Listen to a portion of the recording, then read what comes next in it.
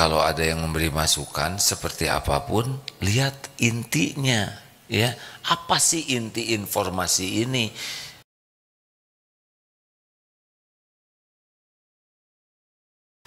Semoga Allah yang Maha Menatap menggolongkan kita menjadi orang yang beruntung.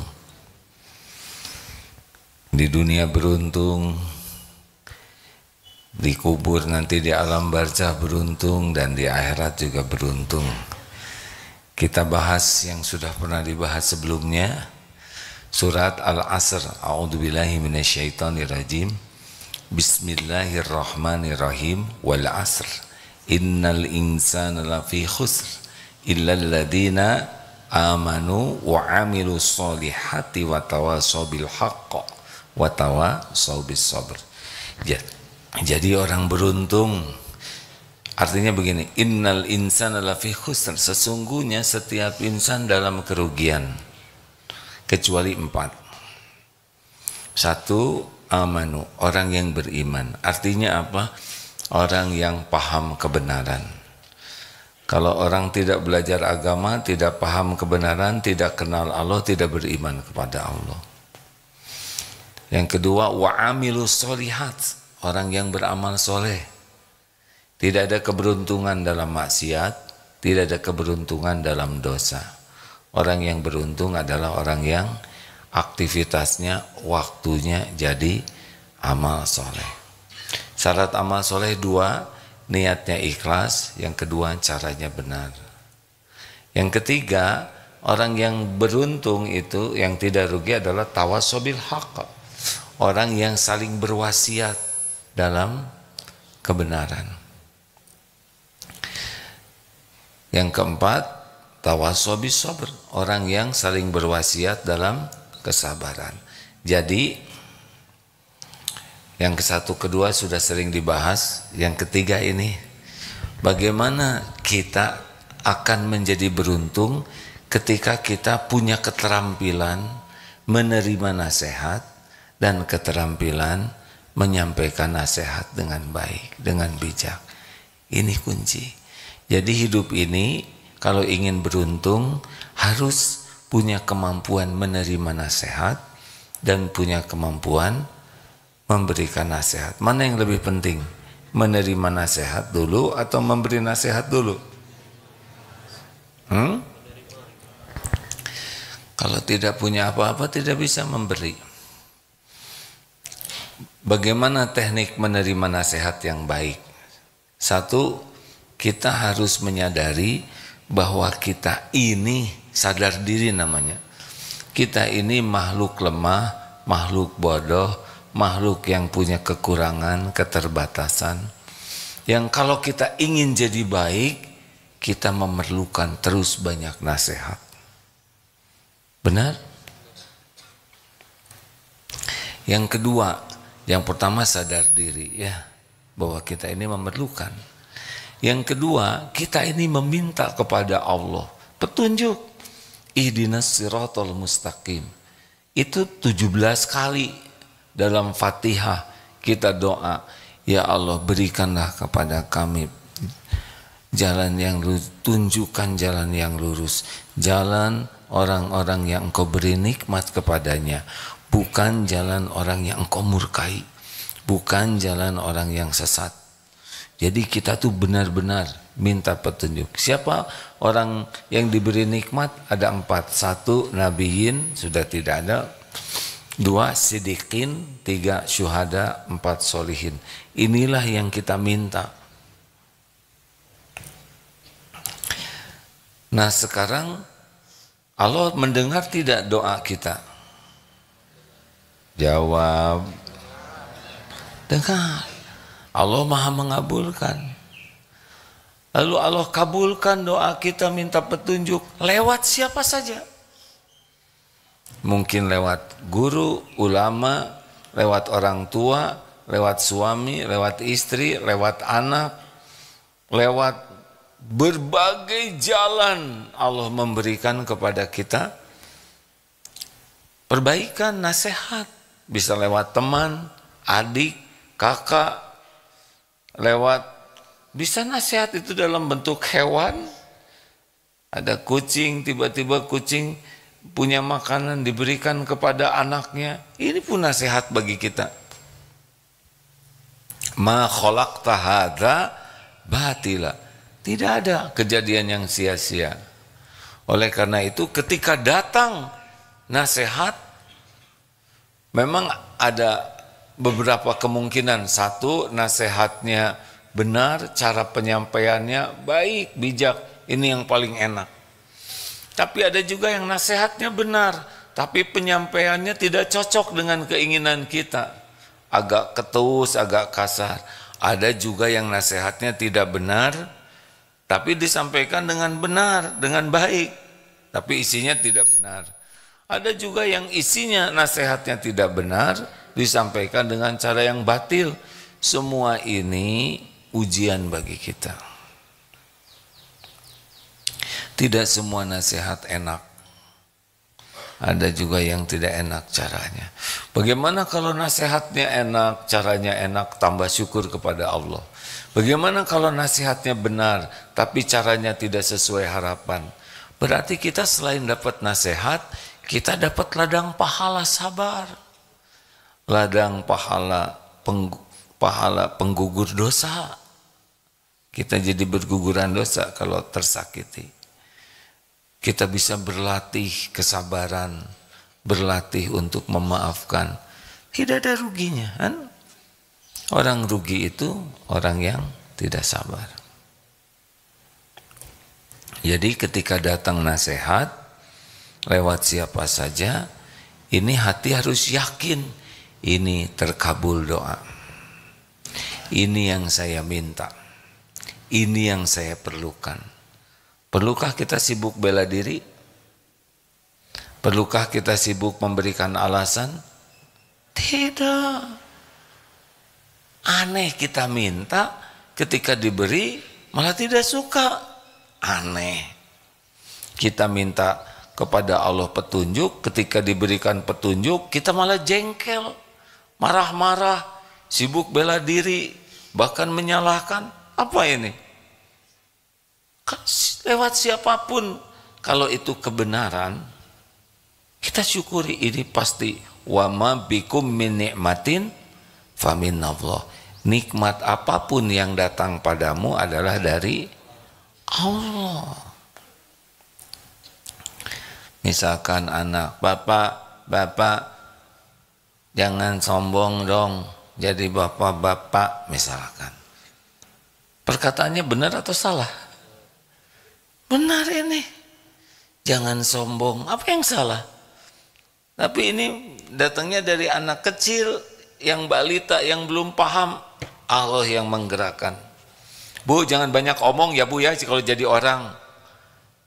Siapa yang banyak omong? Saya dari tadi kan diam, sekarang juga masih diam.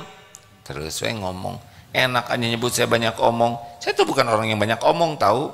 Saya tuh pendiam bakatnya. Dia aja yang buruk sangka. Terus we ngomong. Coba kalau ada orang, Bu, jangan banyak omong. Benar atau salah ini? Kan benar.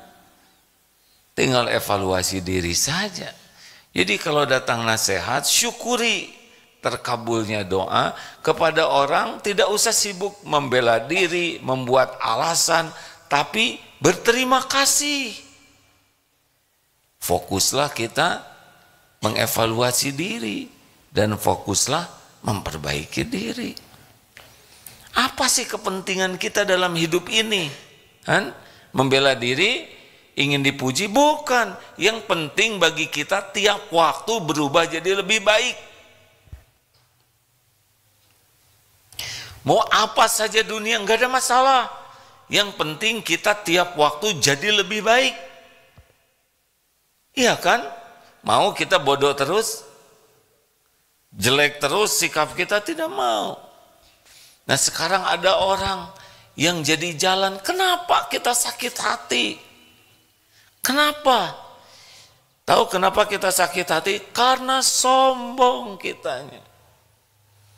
Tidak suka terhadap kebenaran.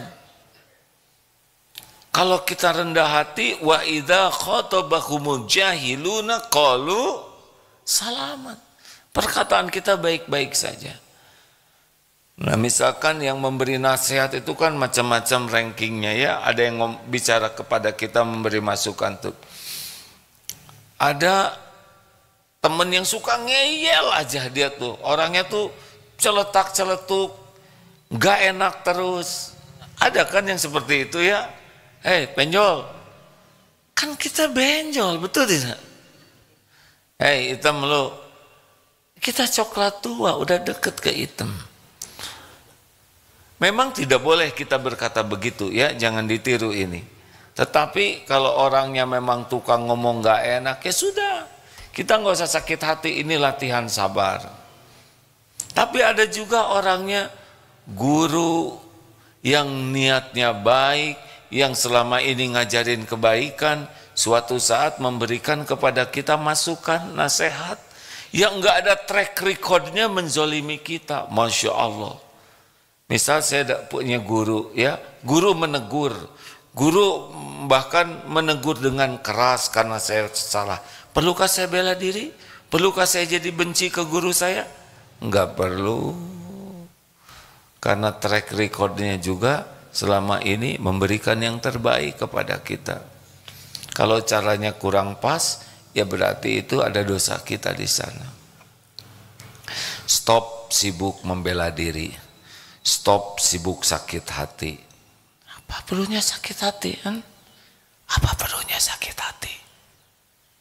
Kita minta nasihat, nasihat diberikan, terus sakit hati. Aneh, benar? Halo? Gak boleh. Gak boleh kita menjadi orang yang tahu sensitif. Mudah sakit hati, mudah tersinggung, mudah jengkel. Kita tidak akan maju. Harusnya menjadi orang yang bersyukur, berterima kasih. Karena kita dibantu menjadi lebih baik. Contoh sederhana ginilah. Maaf ya, saya mohon maaf. Ada upil di sini. Tahu upil? Ada upil, ada unyil. Ini upil yang di sini nih. Kita enggak lihat. Apa yang kita perlukan? Pujian atau pemberitahuan tentang upilisme ini? Kan yang kita perlukan informasi tentang diri kita, benar? Kan kita, oh betapa indahnya wajahmu, bercahaya, hidungmu mancung, cemerlang. Gak ada gunanya, upil yang pentingnya kan. Mau kayak apapun kalau di sini ada kan terganggu, benar tidak? Nah yang ngasih tahu upil itu kan macam-macam. Upil.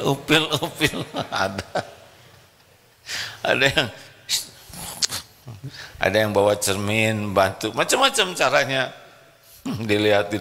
Upil. Ada juga, kamu teh udah ngaca belum? Pakai dong matanya, itu upil. Ada yang nggak enak. Mana yang paling penting bagi kita? Perkataan orang atau informasinya? Informasinya. Oh, jadi jangan, itu upil di hidung, pakai dong matanya. Kamu nih nggak bener banget sih, jangan ditiru perkataan ini ya. Ngaca-ngaca tapi nggak beres, tersinggung. Ngapain tersinggung? Yang penting upil, betul tidak? Ngerti tidak sih ini ada? Jangan-jangan ada upilan ya. Semuanya megang hidung. Cek izin Ustadz Miftah udah tersambung. Oh ya, Masya Allah. Pak Miftah silakan. Aduh punten pisan, terlalu semangat kurang lihat jam ya. Bagi sahabat-sahabat di MK FM, silakan bergabung 102,7 MK FM Bandung. Wilujeng Pak Miftah, mugi barokah. Alhamdulillah. Ya, bagi teman-teman, aduh mohon maaf nih kelewat barusan ya. Nah, lanjutkan jangan. Jadi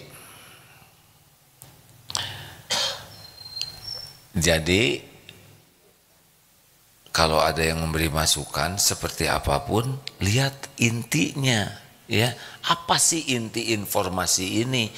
Nah, biasanya kita sakit hati itu karena kesombongan kita. Kita merasa udah bagus, udah benar, udah hebat, udah berjuang, udah terus lebih sibuk kepada kata-kata yang tidak cocoknya, bukan kepada intinya. Saya nggak enak dia nyebut saya ngacanya nggak benar. Bukan masalah itu, intinya kan info tentang si dia, ya kan?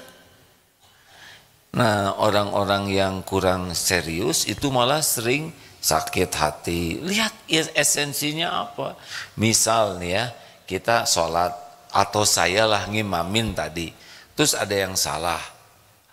Mungkin ada yang ngoreksinya baik-baik ya, karena tapi ada juga boleh jadi orang sahih yang benar tuh kamu sholatnya tadi bacanya salah, gak kayak gitu tuh, belajar lagi sana. Misal ya, kalau santri ada yang negurnya keras ya, sakit hati, pundung, keluar dari pesantren. Apa sih ini kan?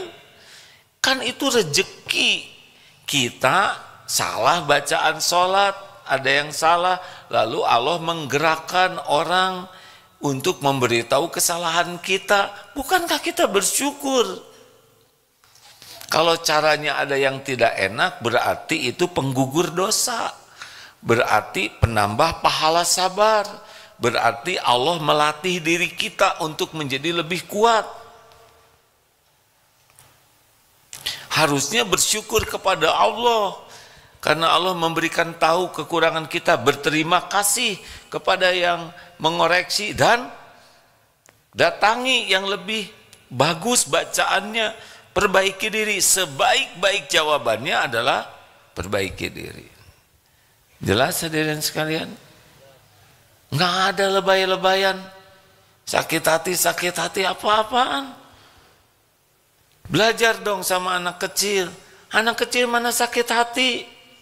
Nggak ada dendam-dendaman.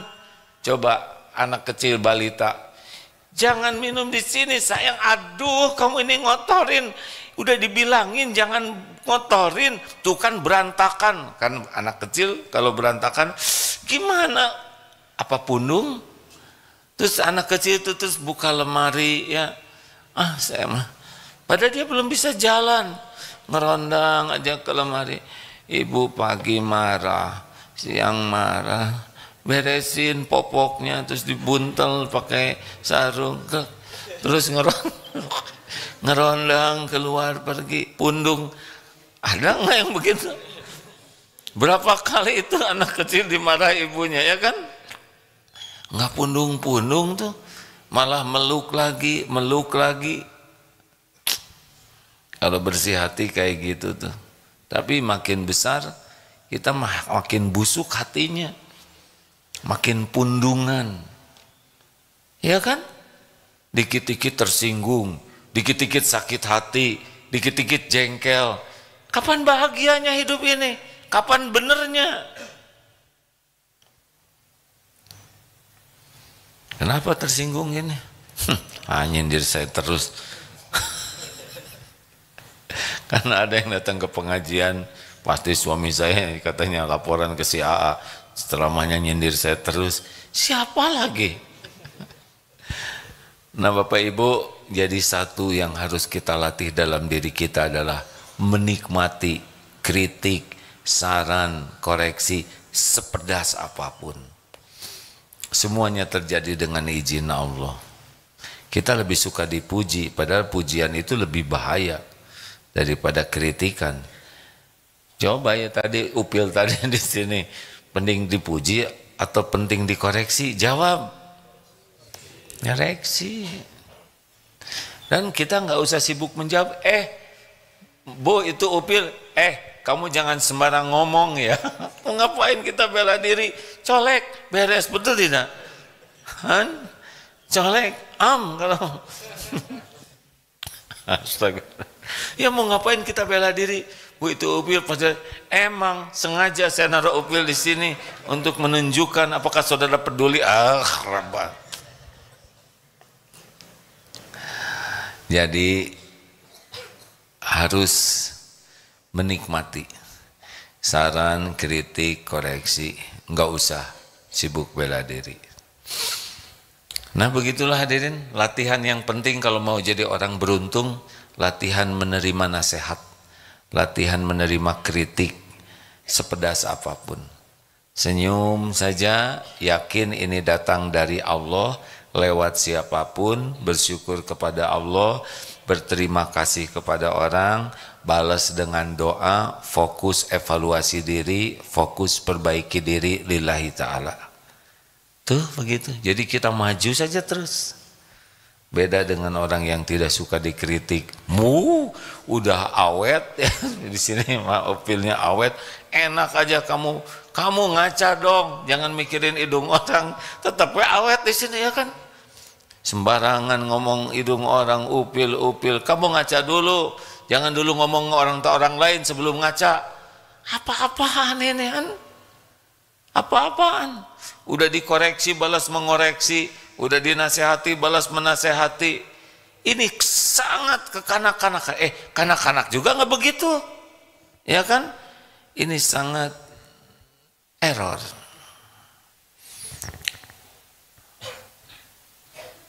Masih ingat teori batu? Ada batu di sini. AA nggak lihat apa yang ada di balik batu. Ada makanan enak, kesukaan. Di sini ada ular berbisa. Informasi mana yang terpenting? Tentang makanan, tentang ular. Ular. Kenapa? Kenapa tentang ular? Karena bahaya. Sekarang yang membahayakan diri kita siapa? Dosa orang lain, dosa kesalahan orang lain, dosa kesalahan diri sendiri. Jawab.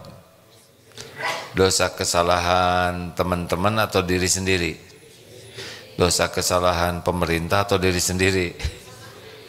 Dosa kesalahan tetangga atau diri sendiri? Lalu kenapa kita sibuk dengan dosa kesalahan orang lain? Bukan tidak boleh 100% ya, tetapi yang bahaya bagi kita adalah diri kita sendiri. Kita tidak akan celaka di akhirat dengan dosa orang lain, tapi kita akan celaka oleh dosa kita sendiri. Ini yang bagi yang udah nikah. Kakek, mana yang bahaya bagi kakek-kakek? Nenek-nenek atau kakek-kakek? Pertanyaannya salah. Kek, mana yang berbahaya bagi kita nih kek? Dosa kakek atau dosa nenek? Bagi kakek yang bikin dosa, salah ngomongnya nih. Begini nih kalau udah sama-sama kakek-kakek. Kek, halo. Mana yang membahayakan bagi kakek? Dosa nenek? Masih punya istri ada Pak? Ada. Dosa istri atau dosa diri sendiri kek? Dosa siapa? Mim, bunyiin dong Mim, kasihan. Dosa siapa? Dosa diri sendiri. Betul. Salah. Kalau bagi lelaki dosa diri sendiri dan sebagian dosa istri jadi dosa kakek.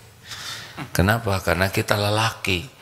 Lelaki punya tanggung jawab memimpin keluarga. Ada dosa istri yang dipikul sendiri, tapi ada dosa istri yang kita pikul juga. Kenapa? Karena kita tidak ngedidik, tidak jadi contoh, tidak bisa memimpin keluarga dengan baik kita. Makanya kita harus lebih banyak lagi tobatnya. Apalagi kita udah kakek-kakek, ya. Siap kek? Siap. Kakek dari mana? Dari Padang. Dari Padang dan dari tadi kan, ya. Pesantren di sini sama siapa? Saya sama istri juga. Ada istri. Ya. Istri jangan kebanyakan mikirin dosa kakek, ya. Nanti di akhirat dihisab masing-masing. Usia berapa sekarang? 70.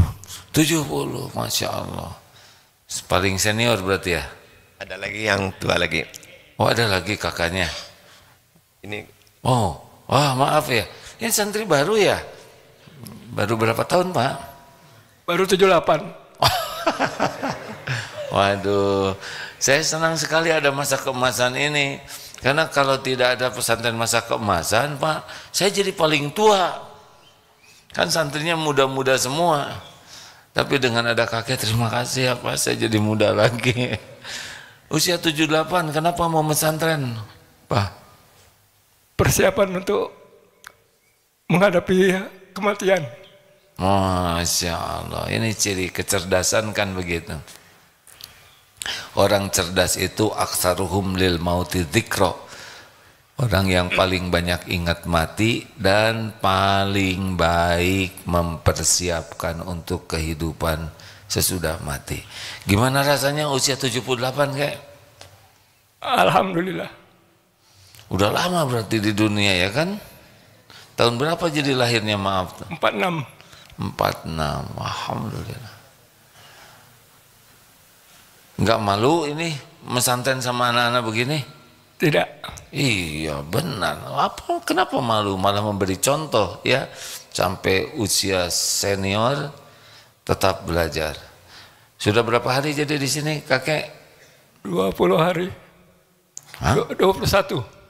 21. 24. Nggak apa-apa. Saya tidak boleh membebani. Nggak apa-apa, berapa aja lah, yang paling penting sehat ya. Alhamdulillah. Senang tidak di sini? Alhamdulillah senang. Apa yang didapat selama pesantren di sini? Banyak ilmu. Banyak ilmu. Banyak kawan kan, itu santri satu udah pada datang. Apalagi paling berkesan selama pesantren di sini kayak? Nggak apa-apa nih, malam-malam dibangunin tahajud begitu.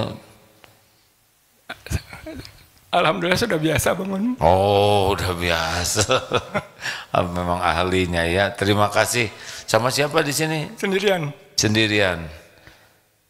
Saya tidak tega mau nanya istri di mana ya. Sudah meninggal. Sudah meninggal, makanya nggak saya tanya ya, maaf ya kek.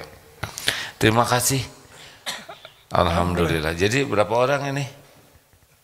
Alhamdulillah. Tuh begitu rekan-rekan sekalian. Terima kasih ya kek. Alhamdulillah. Nikmati sekarang kritik, saran, koreksi sebagai terkabulnya doa.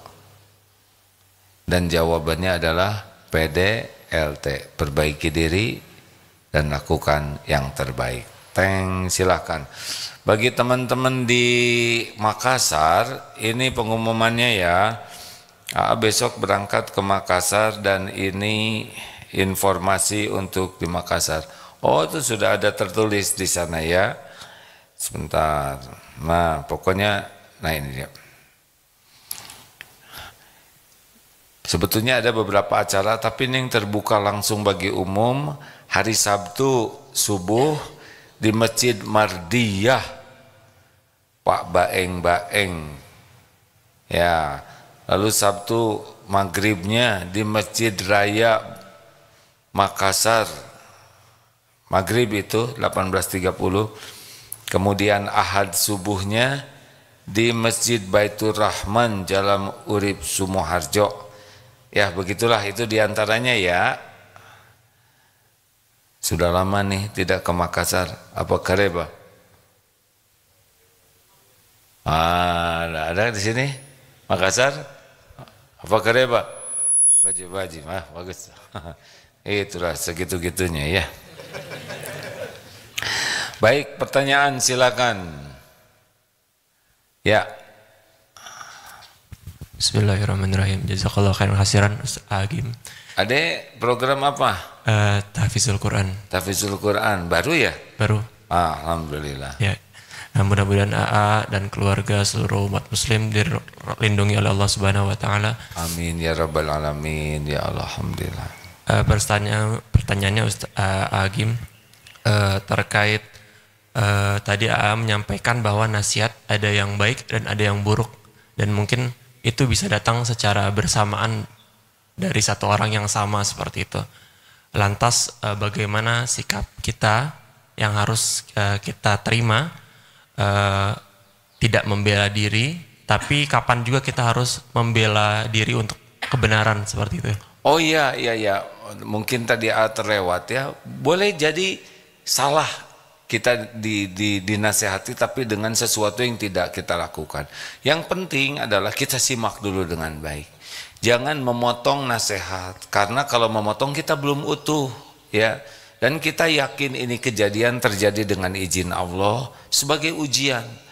Nasihatnya ada yang pas, ada yang kurang pas, dua-duanya ujian. Dan kita harus lulus.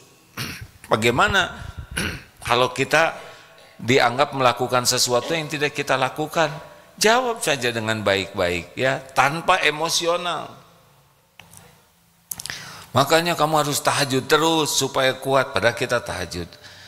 Nah, mungkin perlu bantuan beliau. Alhamdulillah.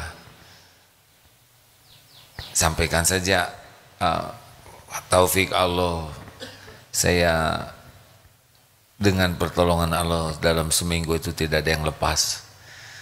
Dah lempeng saja. Makanya bayar zakatnya. Kita nggak usah jawab, tinggal keluarkan dari DT Peduli. Ini gitu. Kadang kita perlu memberikan fakta. Yang jangan itu emosional. Kalau emosional jadi kabur.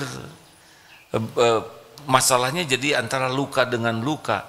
Tidak, ini fakta dengan fakta ya. Saudara harus disiplin dong. Kalau kerja yang rajin, disiplin. Nah, karena dia menyangka kita tidak disiplin, kita nggak usah sakit hati.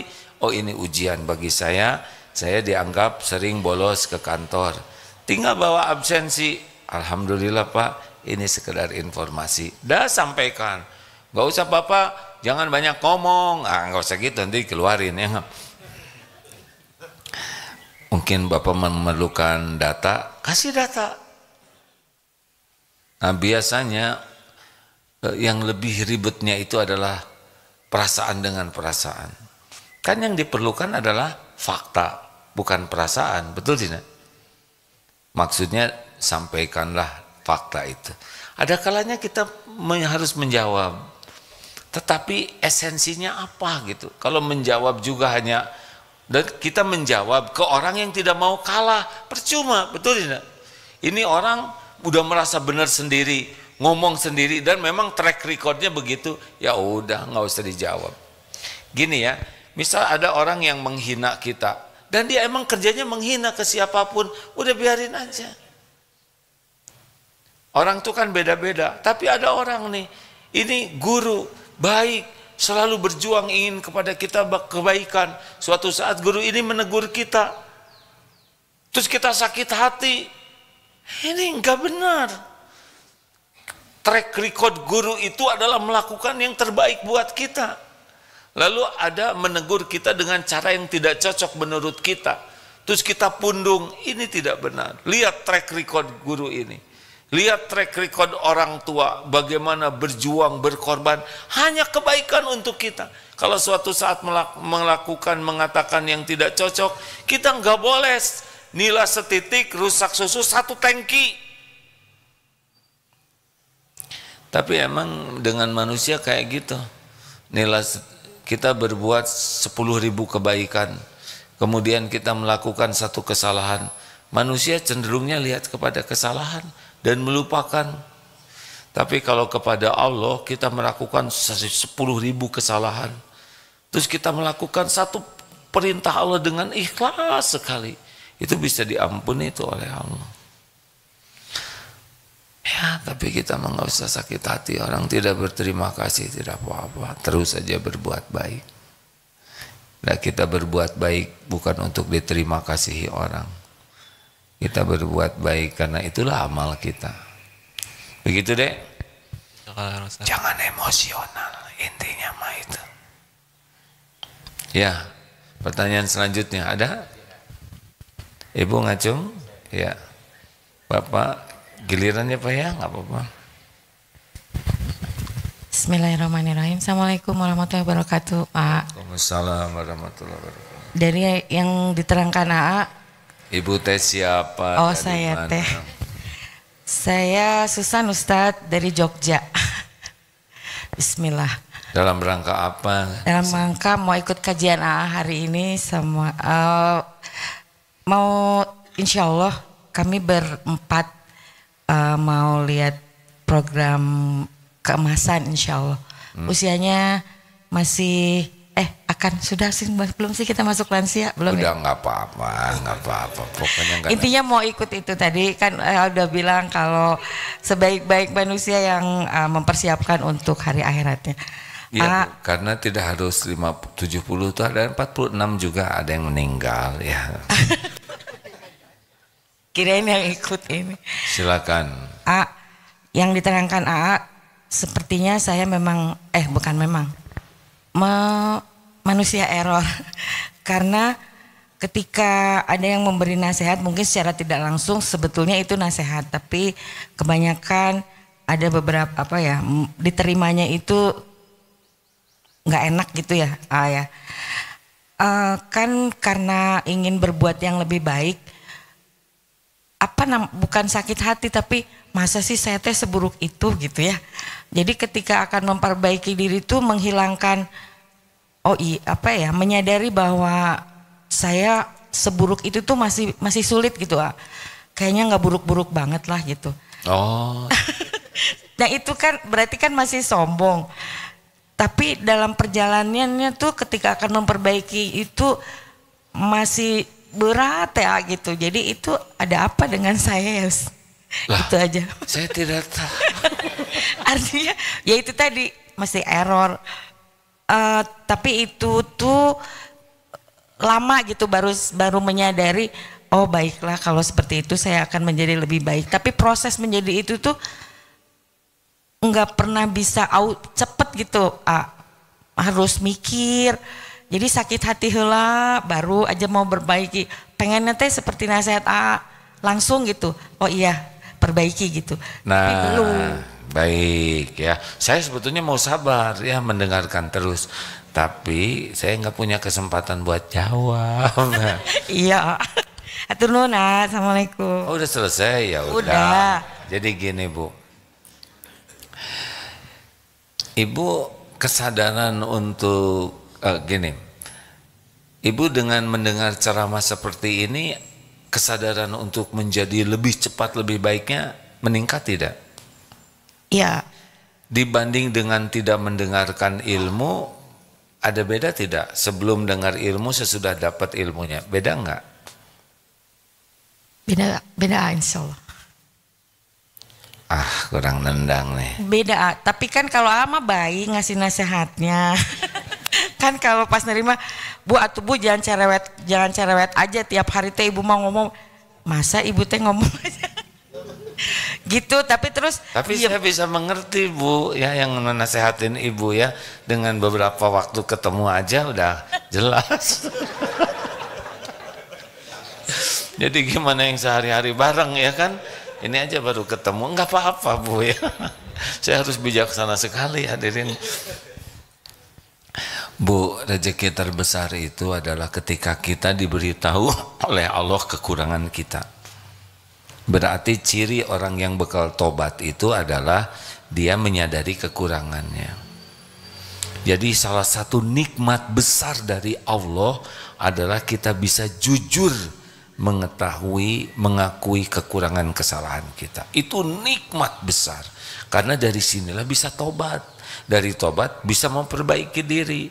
Nah, musibah besar bagi diri kita adalah ketika kita tidak bisa jujur melihat kekurangan kita, sibuk saja menyalahkan orang lain. Sibuk saja, habis suami saya emang gini, dia mah jarang di rumah, ngantor terus, jarang pergi ke pengajian, sekalinya ngomong nyakitin. Itu nggak ada guna sama sekali. Ya pernah ada ibu-ibu tukar pikiran, anaknya belum baik akhlaknya. Saya nyebutnya belum baik ya, bukan tidak baik. Karena siapa tahu sekarang sudah jauh lebih baik dari kita-kita. Anak saya tuh nakal sekali. Terus menurut ibu kira-kira apa nih penyebabnya anak? Yang pertama anak ini jadi jelek kelakuan adalah bapaknya. Tegas aja bulat gitu. Suami saya tuh ngantor terus, kerja terus, jarang di rumah. Sekali ke rumah pulangnya udah malam, ngomel-ngomel, gak ada yang bagusnya sama sekali. Saya tuh bener-bener gak kasih contoh. Habis tuh suaminya tuh. Dan kelihatan puas sekali tuh. Udah gitu siapa lagi Bu? Yang kedua ini penyebabnya sekolahnya. Padahal dia nyekolahin di sana. Ya.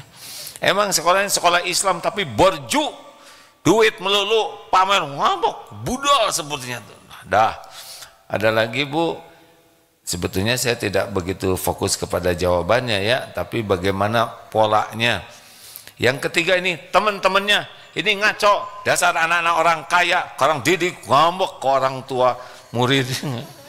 Ini anak-anaknya tuh pamer aja, pamer sepatu, pamer HP, pamer kendaraan, nggak ada yang benar. Puas tuh ngomongin anak orang. Ada lagi Bu, teknologi sekarang ini zaman error, zaman ngaco, ngambek ke teknologi. Gara-gara HP anak saya jadi kaget terus ngambek. Udah jelas kalau gitu. Kira-kira masalahnya apa Bu? Masalahnya apa kira-kira? Dirinya sendiri. Ya Ibu itu. Jadi kalau orang sudah sibuk aja orang lain yang salah, udah itu musibah besar. Nggak bisa lihat kekurangan diri. Kalau nggak bisa lihat kekurangan diri, terus apa yang mau diperbaiki lah dia aja nggak ngaku ya. Bedanya penyakit hati dengan penyakit lahir, kalau penyakit lahir tuh ngaku, sakit gigi, aduh saya pusing, mau udah ngaku bahkan sering didramatisir ya. Udah gitu ngaku dan mau berobat, mau bayar. Tapi orang berpenyakit hati boro-boro ngaku, dikasih tahu aja ngambek, bahkan nyerang sama yang ngasih tahu. Itu cirinya penyakit hati dan tidak bisa bahagia. Cirinya kita tidak benar itu adalah GTA, galau tiada akhir, sengsel, sengsara selama-lamanya, liwe liar wae, begitulah. Terima kasih rekan-rekan. Asar nanti kajian di sini. Insya Allah nanti malam kajiannya agak khusus, yaitu tentang ayat kursi ya. Harusnya dengan membaca ayat kursi iman kita tuh menguat. Tapi setan harusnya takut, tapi kita malah takut sama setan lagi ya. Padahal sambil baca ayat kursi itu sambil lari. Nah inilah yang kita coba meyakini Allah dengan ayat kursi. Silakan kajiannya nanti malam Jumat di Darut Tauhid dan bisa disimak di media sosial. Subhanakallahumma bihamdik, asyhadu alla ilaha illa anta, astaghfiruka wa atubu ilaik. Assalamualaikum warahmatullahi wabarakatuh.